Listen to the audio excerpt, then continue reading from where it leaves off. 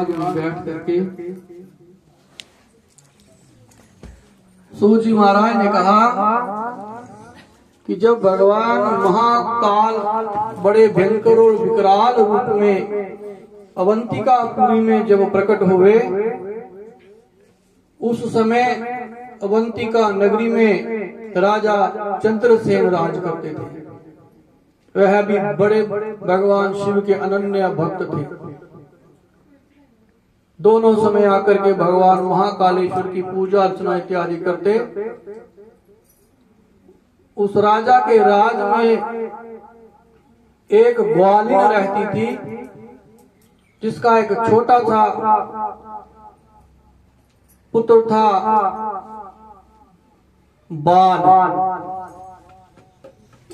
जब उन दोनों माँ पुत्र ने देखा कि ये राजा बड़ा धर्मात्मा है, तीनों समय आकर के महाकाल की पूजा अर्चना करता है, तो उनको देख करके वह ग्वालिन भी महाकाल की पूजा अर्चना करने लगी। समय बीतता गया। एक बार राजा ने देखा, जब मैं पूजा करके निकलता हूँ तो यह दोनों माँ बेटा आकर के भगवान महाकालेश्वर की पूजा करते हैं। जिस तरह राजा पूजा करते उसी प्रकार वह ग्वालिन और उसका पुत्र भी महाकाल की पूजा अर्चना करते। उस बालक की पूजा अर्चना को देख करके भगवान महाकालेश्वर बड़े प्रसन्न हुए। राजा भी उस बालक की पूजा अर्चना को देख करके बड़े प्रसन्न हुए। राजा ने कहा, इस बालक को आने वाले समय में मैं अवंतिकापुरी का राजा बनाऊंगा। राजा ने मन में जब यह प्रण किया कि ये बालक बड़ा धर्मात्मा है, शिव भक्त है, आने वाले समय में इसको मैं अवंतिकापुरी का राजा बनाऊंगा, तो राजा के जो मंत्रीगण सभासद थे, उन्हें राजा का ये फैसला भाया नहीं। एक ग्वालिन के पुत्र को आप राजा बना देंगे, तो उन मंत्री परिषदों ने उस बालक को मारने की चेष्टा की। माता ने बताया हुआ था कि जब भी जीवन में कोई कष्ट हो, जब भी कोई दुख हो, तो किसी का आसरा नहीं लेना, केवल महाकाल के दरबार में चले आना। महाकाल से बड़ा किसी का कोई आसरा नहीं होता, और एक महाकाल ही है जो सब संसारिक दुखों से छुड़ा करके उत्तम पद भी देने वाले हैं। बालक ने देखा कि ये सारे मंत्रीगण मुझे मारने के लिए आ रहे हैं, वह भाग करके महाकाल के पास चले गए। वह मंत्रीगण जैसे ही उस बालक को मारने लगे, तो उस महाकालेश्वर ज्योतिर्लिंग से भगवान का एक बड़ा विकराल रूप प्रकट हुआ। जब राजा को पता चला कि भगवान स्वयं बड़े विकराल रूप में आए हैं, राजा भी बड़े शिव भक्त थे। राजा ने भगवान के उस स्वरूप को देख करके दंडवत प्रणाम की। भगवान शिव ने कहा, हे राजन, तुम्हारी तपस्या से मैं बड़ा प्रसन्न हूँ, और तुम्हारी ये जो उज्जैनी महाकाल की नगरी है, पूरे संसार में बड़ी विख्यात होगी। आज उज्जैनी का नाम पूरे विश्व के कोने कोने में है कि भगवान महाकाल का उनको वरदान है। भगवान ने कहा कि राजन, अपने राजकाज के बाद इस बालक को तू राजा बना देना। ये बालक बड़ा शिव भक्त है, और एक बात मैं तुझे बतला दूं, ये बालक जब राजा बनेगा, इसी बालक की 8वीं पीढ़ी में जाकर के एक बड़े धर्मात्मा पुरुष होंगे, जिनका नाम होगा नंद। बालक की 8वीं पीढ़ी में बाबा नंद होंगे, और उन नंद के घर में संत त्रिलोकी के नाथ भगवान श्री कृष्ण आकर के वहां अपनी लीला दिखलाएंगे। महाकाल ने राजा से कहा। शौनकादि ऋषियों ने जब यह कथा सुनी, सूत जी महाराज को दंडवत करके कहते हैं, महाराज आपके मुख से निकली हुई यह अमृत रूपी कथा हमें तो निहाल कर ही रही है, और जहां जहां तक आपकी ध्वनि इस कथा की आवाज जा रही है सारे ही निष्पाप हो रहे हैं। ऋषिवरों ने कहा, महाराज आपने 3 दिव्य ज्योतिर्लिंग निराकार रूप जो भगवान के हैं आपने उनके विषय में बतला दिया। अब महाराज आप बतलाइए कि भगवान के जो चौथे ज्योतिर्लिंग थे वह कौन से थे और कहां पर थे। सूत जी महाराज से ऋषिवर पूछ रहे हैं कि हमने आपको 12 ज्योतिर्लिंगों के विषय में बतलाने के लिए कहा है, अब आप बतलाइए कि भगवान का जो चौथा दिव्य रूप है वह कहां पर प्रकट हुआ। भगवान ने कहा, सौराष्ट्र सोमनाथम चा श्रीशैले मल्लिकार्जुनम उज्जैनियम महाकालम ओमकारो ममलेश्वर। चौथे जो ज्योतिर्लिंग हैं वह ओमकारेश्वर हैं। भगवान ने कहा, ओमकारेश्वर उज्जैन नगरी के थोड़े दूर जाकर के एक ओमकारेश्वर नामक पर्वत है। आज भी अगर कोई वहां जाकर के देखे तो जहां पर यह ज्योतिर्लिंग है उस पर्वत का आकार ओम का है। ओमकारेश्वर पर्वत है, वहां पहले से ही भगवान ममलेश्वर रूप में विराजमान है। ममलेश्वर भगवान का आधा स्वरूप था। मुनियों ने कहा, महाराज तो पूर्ण कैसे हुआ। सूत जी महाराज ने कहा, एक समय नारद जी विंध्याचल पर्वत पर जाकर के बैठे।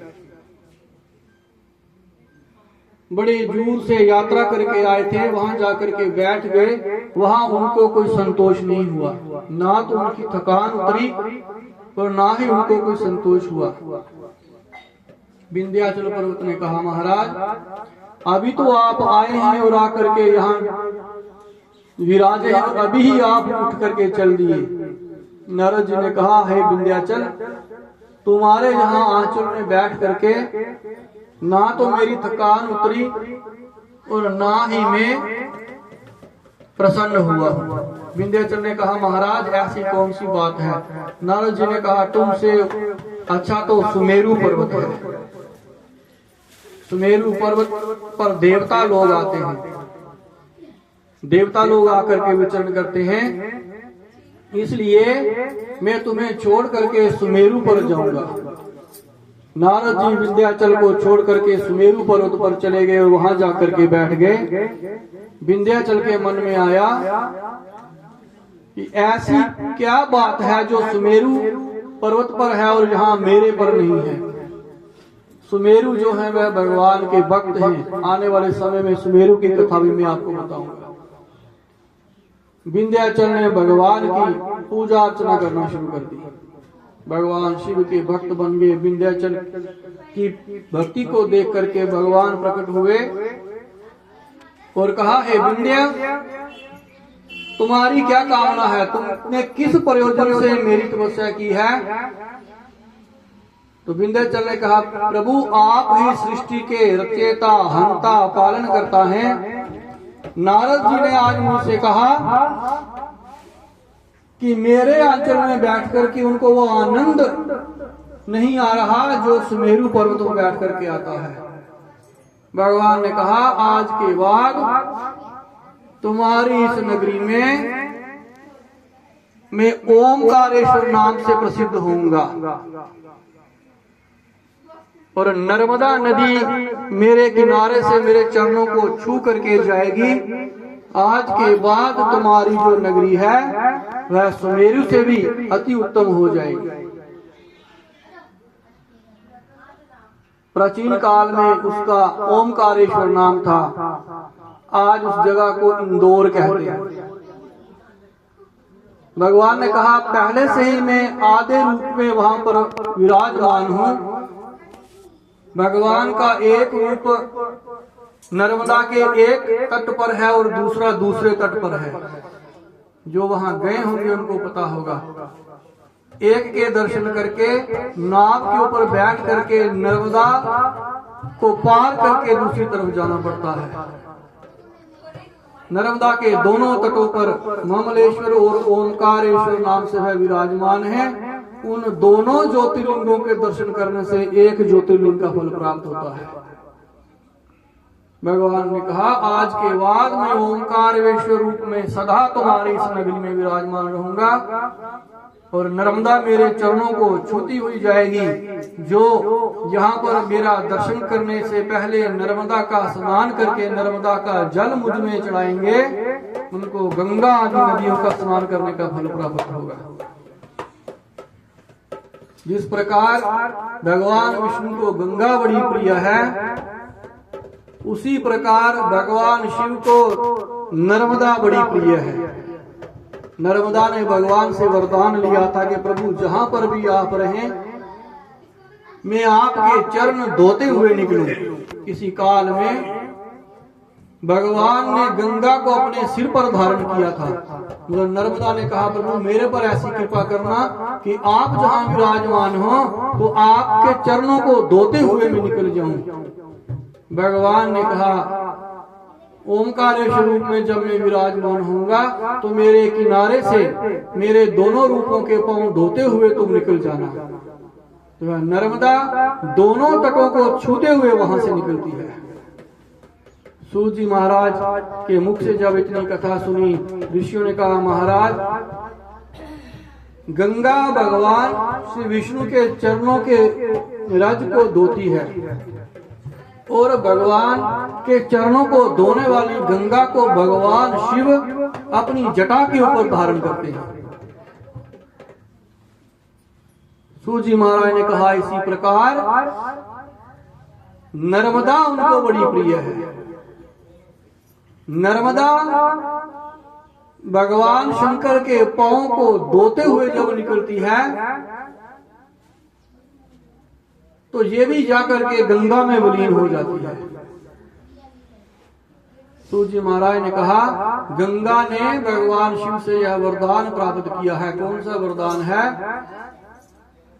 गंगा के भीतर से एक कंकर को भी कोई उठा करके अपने घर में ले आए तो वह शिवलिंग रूप हो जाता है। शिव पुराण में लिखा हुआ है, नर्मदा के कंकर कंकर में शंकर। नर्मदा नदी का एक कंकर भी अगर आप उठा करके घर में ले आते हैं, जिस प्रकार शिवलिंग की पूजा होती है ऐसे उसकी पूजा करते हैं, तो भगवान शिव की पूर्ण पूजा मानी जाती है। और आज के बाद भगवान के जितने भी लिंग रूप में यहाँ जहाँ भी भगवान विराजमान होंगे, नर्मदा के नाम से ही होंगे। कहीं भी आप किसी भी शिवालय में, किसी भी शिव मंदिर में चले जाओ, कौन से लिंग हैं? नर्मदेश्वर, नर्मदेश्वर। जितने भी शिवलिंग हैं सब नर्मदा से आए हुए हैं, नर्मदेश्वर। भगवान ने कहा था, आज के बाद जो भी मुझे जिस भी शिवालय में प्रतिष्ठित करेगा, मैं तुम्हारे ही नाम से जाना जाऊंगा। किसी भी मंदिर में जो भी ज्योतिर्लिंग लगे हुए हैं वह नर्मदेश्वर हैं। सूत जी ने कहा, नर्मदा के कंकर कंकर में शंकर। सूत जी महाराज के मुख से भगवान की इस दिव्य कथा को सुन करके कहा, महाराज 12 ज्योतिर्लिंगों में से 4 ज्योतिर्लिंगों के विषय में आपने हमें बतला दिया। अब 5वां जो आपका ज्योतिर्लिंग है वह कौन सा है, उसके विषय में बतलाइए। सूत जी ने कहा, अब मैं आप सबको उसी स्थान पर ले चलता हूँ। सूत जी महाराज ने ऋषियों को साथ लिया और तीर्थराज प्रयाग को छोड़ करके कहाँ चले गए? केदारनाथ, केदारेश्वर। भगवान ने कहा वहां केदारनाथ में कहा, भगवान यहाँ भी एक भगवान के बड़े अनन्य भक्त रहते थे। केदार में हिम से 100 गुना अधिक ठंड पड़ती है।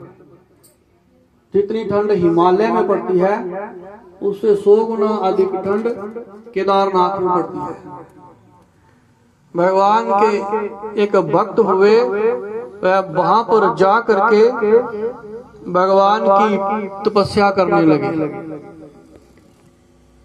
शिवपुराण में लिखा हुआ है उस युग में 10,000 वर्ष तक वह